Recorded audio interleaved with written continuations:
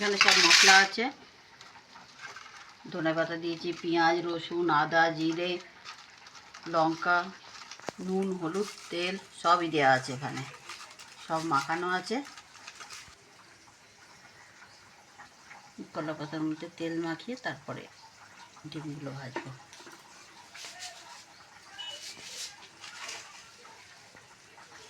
এবার এই ডিমগুলোর মধ্যে মশলা মাখিয়ে মাখিয়ে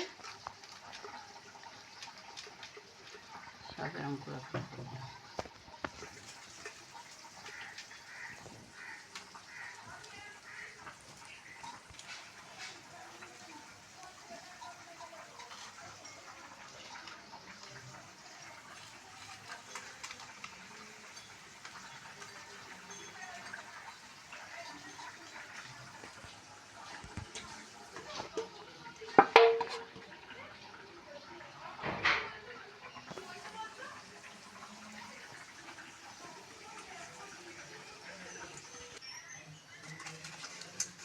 এটা নিয়ে চাটুতে বসিয়ে দিলাম, কলা পাতায় ডিম ভাজা হবে।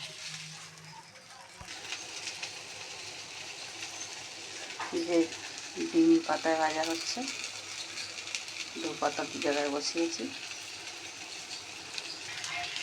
এই যে একদিক উল্টে দিয়েছি,